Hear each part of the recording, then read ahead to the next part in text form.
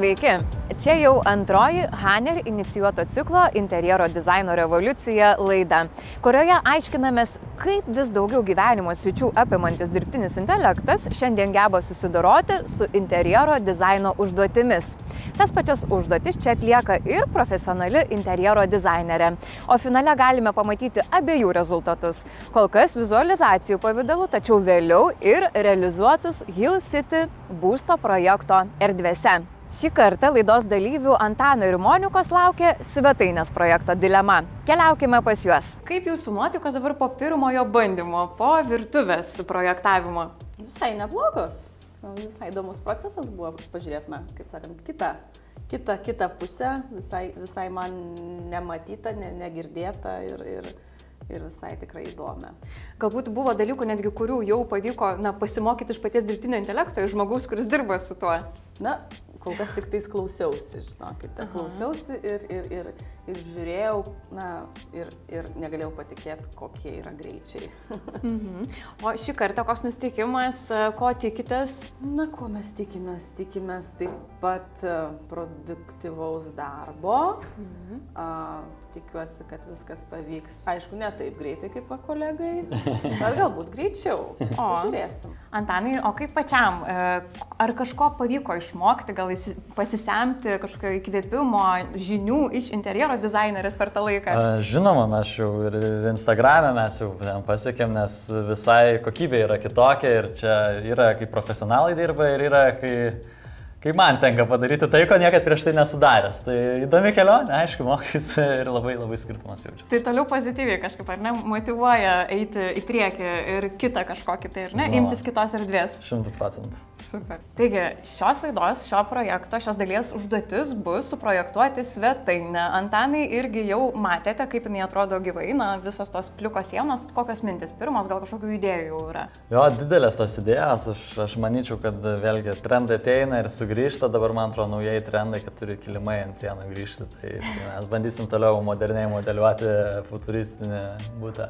Griauti taisyklės, ar ne? Griausim, eisime prieš sistemą, bet galbūt kažkas išeis. Monika, jūs irgi matėte, kaip ten atrodo ta erdvė. Ar svetainės projektavimas skiriasi stipriai nuo kitų erdvių projektavimo ir kaip visą tai vyksta? Man didžiausias iššūkis ir visai man sunkiausia užduotis yra TV zona, TV baldo zona. Niekaip man nesiseka padaryti iš karto taip, kad man patiktų. Tai turbūt ir šį kartą tai man bus iššūkis. Panašu, kad iššūkių šiek tiek gali būti, ar ne, bet vis tik linkiu kažkaip tos stiprybės, įkvėpimo ir motyvacijos veikti, kurti. Pasimatysime jūsų procese.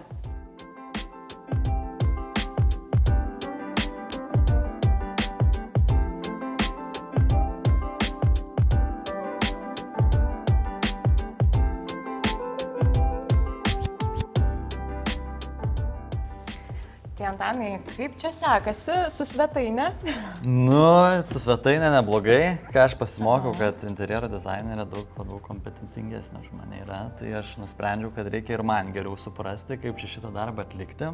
Dėl to šiandien pasitelksim dar vieną įrankį dirbtinio intelekto, visiems labai gerai žinoma, pasitelksim ChatGPT. Padariau klientui praeitą kartą virtuvę ir dabar bet reikia kažkaip geriau tą padaryti, ne kaip tas strategiškai atrodo, aš visgi noriu būti profesionalas interjero dizaineris. Tai aš paprašysiu dabar ChatGPT ir jis man sudėlioja žingsnius. Tai tada jisai papasakos, ar ne vizualiai, bet jisai man papasako, tai vėlgi atsiras ir DALL-E 3, bus galima padaryti ir pirminius šablonus ir su pačiu ChatGPT, bet kol kas jis man daro žingsnius. Tai sako, pirmą reikia su klientu pasitarti, sako, numatyti dydį projekto, biudžetą, panašiai, tada dizaino konceptą. Bet vėlgi mes jau žinome liniją, kokios norime, kuriam kelis variantus, kurie būtų priimtini klientui ir vėl turim išlaikyti toliau tą patį tipažą. Tai skandinavišką, modernų, minimalistinį, galima ir pažaidimų padaryti. Tai mes ir pabandysim pažaisti naudodami tuos kelius įrankius. Tai vėl Spacely AI yra jau tam rezultatui gerinti, tuomet ChatGPT yra daugiau koncepcijai ir tada pažaidimui vėlgi kažkokį galbūt kitą įrankį. Ar DALL-E 3 pasijungsim arba panašiai. Faina, labai tikrai atrodo viskas paprastai, Antanai, bet paliksiu tave čia dar šiek tiek. Patobulinsim, mes baldus pabandysim dar pakeisti, gal kad būtų kažkas gražiau.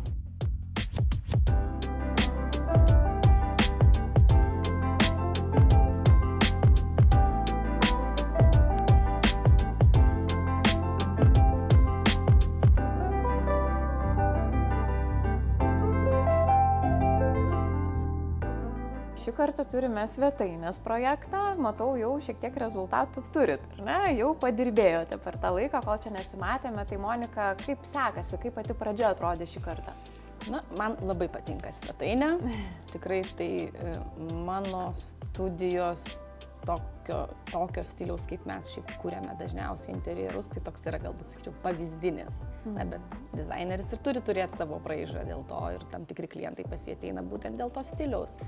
Tai čia mūsų mėgiami tie vadinami moldingai ant sienų ir šiek tiek tapetų panaudojome, pastelinės, neutralios spalvos, nes vėlgi tai yra ne konkrečiam žmogui kurtas butas, o projektinis. Tai turėtų kaip ir atriepti visų tipų skonius ir nebūtų kažkoks labai galbūt pretenzingas, kažkoks labai galbūt ryškus ar su kažkokiais specifiniais labai dizaino elementais. Tai turėtų tikti tipiniam lietuviui, kuris perka butą tam tikram projekte, 2 kambarių. Na ir plius minus tas stilius turėtų būti toks, aš galvočiau, išlaikytas ir ramus. Čia vis tiek detalės parinktos yra tikrai labai gražios, labai dailios. Tai kur jūs tokias jas gaunate, ar jūs pati sugalvojate, kad tas šviestuvas taip būtent atrodys? Dažniausiai tai mes tikrai dedame į vizualizacijas daiktus ir baldus ir šviestuvus, kuriuos gali realybėje ir nusipirkti. Ir tai nėra išgalvoti kažkokie tai ar sukurti mūsų modeliai. Tiesiog, projektuojant, tai dažniausiai tos programos turi tų pagrindinių tokių populiarių gamintojų tuos modelius, daiktus, na ir tikrai nėra sudėtinga juos įdėti, surasti ir sukurti tą vizualizaciją. Tai linkiu toliau sėkmės darbuojantis ir greit pasimatysim jau rezultate.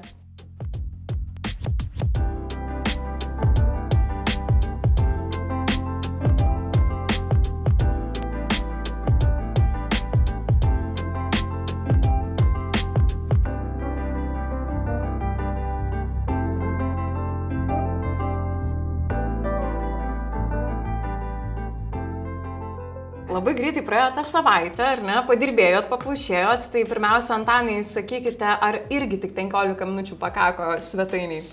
Ne, šį kartą reikėjo 10 minučių. Dar greičiau viskas, ar ne? Išmokau, kaip ten prisijungti prie to interneto, kaip ten prie to accounto, ką ten reikia daryti, tai buvo šį kartą tikrai darbas greičiau atliekamas. O Monikai kaip? Mes maždaug taip pat. Erdvė taisyklinga ir jinai kaip ir jau virtuvė padiktavo spalvyną visą. Labai įdomu pamatyti jau patį rezultatą, tai čia jau pirmiausia yra Monikos, ar ne, kurtas ir vėl toksai tikrai prabangus dizainas. Prabangus jisai tada, kada žinai, kur ką pirkti ir kaip suderinti brangius ir ne tokius brangius dalykus. Tai čia galbūt ir yra miksas visko. O dizainerių yra darbas pateikti viską, kad atrodytų wow. O Antano dabar kokie būtų rezultatai, kaip jie atrodo? Kaip suprantu, irgi ne vienas variantas greičiausiai bus, ar ne? Taip, tai turime mes kelis variantus, vėlgi sukūrėme šį kartą 4, panašiai vėlgi bandėme išlaikyti tą stilistiką, kur aną kartą buvo, to ryškaus gal tik tai nedarėme, tai vėlgi turime tokius variantus. Tai kaip ir matome, tikrai neblogai gal padarė, paruošė vėlgi ir atitikimas šį kartą su langais yra daug geresnis, negu buvo prieš tai. Yra vėlgi televizoriaus kambarys, sofos išplanavimas ir panašiai, tai sakyčiau, negu aną kartą, kai buvo su virtuve, buvo tikrai daugiau iššūkių. Čia kažkaip dirbtinis intelektas geriau suprato tą erdvę, vėlgi funkciškai, galbūt tai nėra pats geriausias išplanavimas, čia turėtų jau pasakyti ekspertai, bet vėl erdvės mes matom, dirbtinis intelektas padarė jau geriau ir ten editinimo galbūt būtų mažiau. Tai čia tokie 4 skirtingi variantai, bet įdomiau išgirsti nuomonę profesionalą.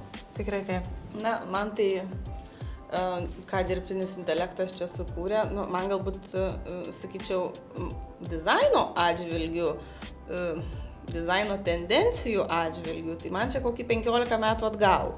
Labai ribotas kiekis medžiagų pasirinkimo. Ką mes turime kokią galimybę nuostabią, kad mes galėtume, pavyzdžiui, viską iš karto imti ir pakeisti, net ir kartu.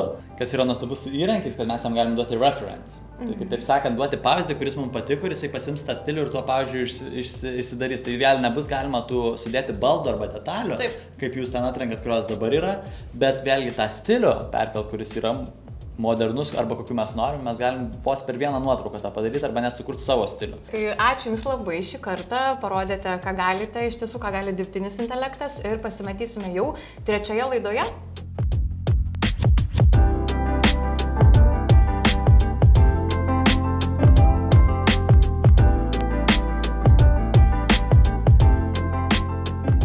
Taigi jau antroje projekto interjero dizaino revoliucija laidoje pamatėme, kaip du visiškai skirtingus įrankius įvaldę projekto dalyviai sukūrė tokios pačios svetainės versijas. Jas galite apžiūrėti Delfi projekto interjero dizaino revoliucija aplinkoje. O mes susitikime jau kitoje laidoje, kur stebėsime, kaip Antanas ir Monika susidoros su nauja užduotimi. Likite sveiki!